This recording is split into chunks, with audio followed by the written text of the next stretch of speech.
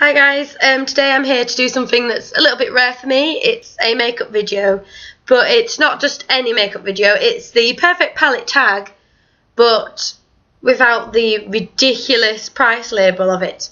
Everyone that I've seen do it has basically chosen like Urban Decay, Smashbox, Lorac, Tarte, Inglot, all these brands that are not affordable, and I do not own any palettes by any of these brands. I have literally got budget palettes and that is it.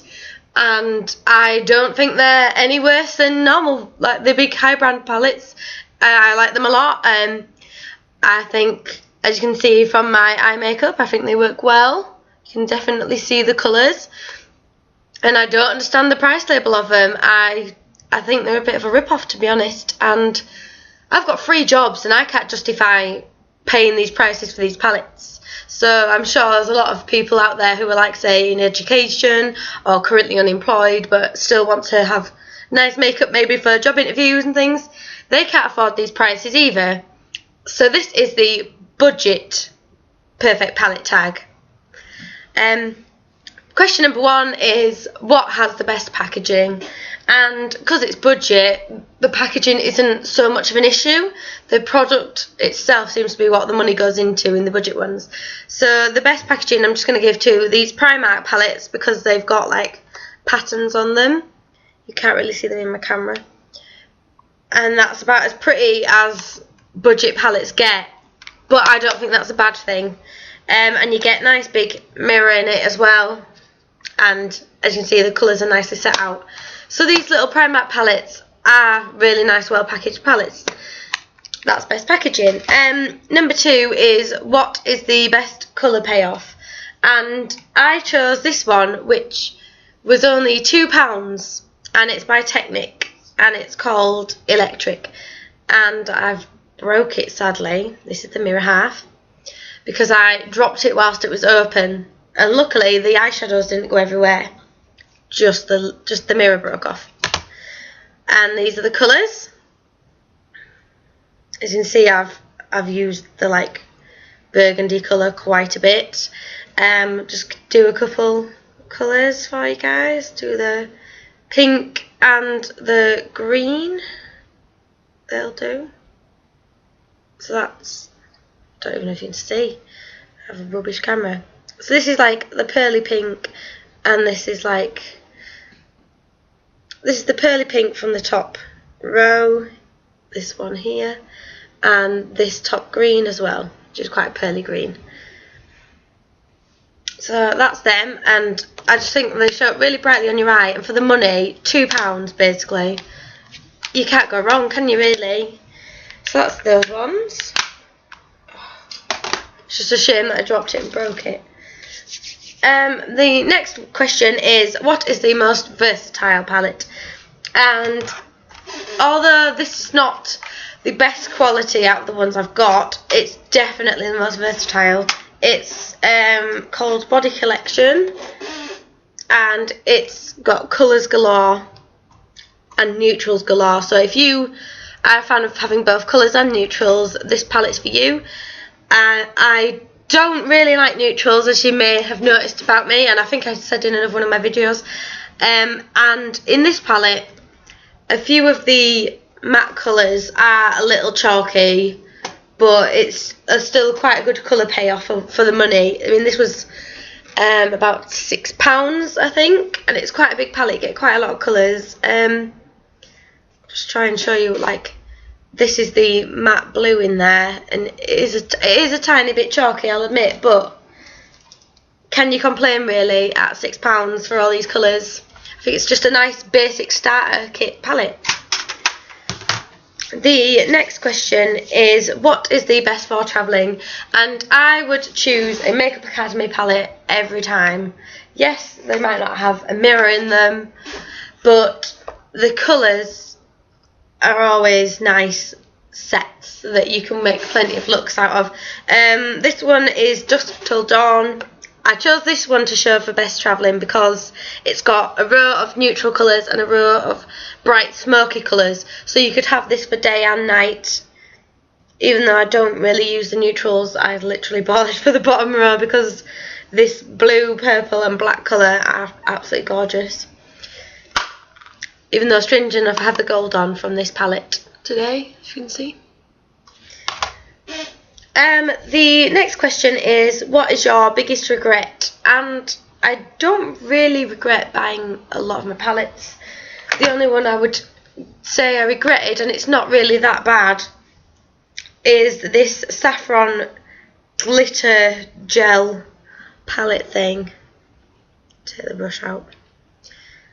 And it's, as you can tell, like, there's not a lot of glitter compared to all the gel in there, and I did mix one of these with my gel eyeliner trying to get the glitter into the eyeliner, and it just made a mess on my eyes, and it just ran down my face. Even though I've got a really good eyeliner, I've got the Collection 2001 and it's amazing, but just don't mix it with this stuff, it makes it awful. And I just regret it because I bought it because I thought it was like glitter all the way through, and it's just literally a layer of glitter on the top and then gel underneath, see-through gel. So I guess I could make some more eyeliner out of it if I mixed it with an eyeshadow, but it was a bit rubbish, and I can't remember how much I paid for it. It can't have been a lot. So that's that one. The next one is best colour names, and I only have 2 palettes that have names in the colours anyway. And this one is by She's a Rebel, and it was the big palette from Wilkinson's. A couple of years ago at Christmas time, they bring like a range of makeup out, and so that's what the palette looks like. But you've got colours like Hollywood, Vamp, Glitz, Jungle Beat, Ice Queen, Rockstar. So that they are, you know, nice colours, and with names. They might not be the best names, but I don't really care. Like, I didn't buy my eyeshadows for them to have really good names. I bought them to have really good colours.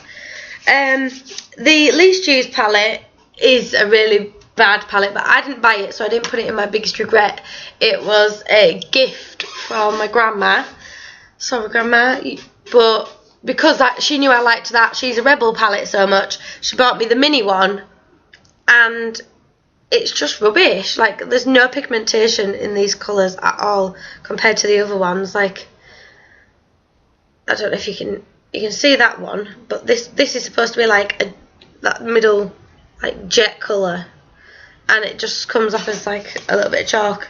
They are really chalky, these ones, which is surprising seeing as the other palette was so good and so bright and pigmented.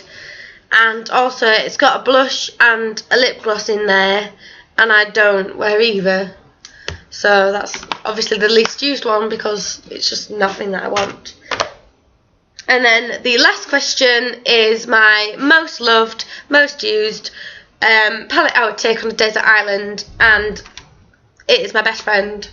It's the Starry Night palette by Makeup Academy. As you can see, it's a bit battered and destroyed, and I've hit pan on a couple of colours.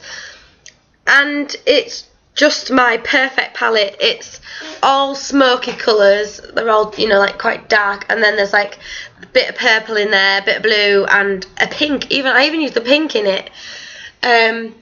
And I've used every single colour. I've got the black on currently, if you can see that. It's this black here. It's a lovely jet black, and it goes nicely over my shimmery gold which I have on. And I just think it's wonderful. These are my perfect colours. I don't understand people who think that you have to have matte shadows on. You can't do a look out of all shimmer. My entire look right now is all shimmer. Even though this black is quite a matte-ish looking black, it still has the shimmer, and it's got a little bit of sparkle to it. I pretty much always have all shimmer on unless I'm going for a more boring look, and then it could be matte colours. And that's my perfect palette tag, a budget version, as you shouldn't have to pay ridiculous amounts of money for an eyeshadow palette. You're basically paying for the brand and their packaging, because they usually have really elaborate packaging, and I just don't see the point in it. So thank you, thanks for watching, and see you later.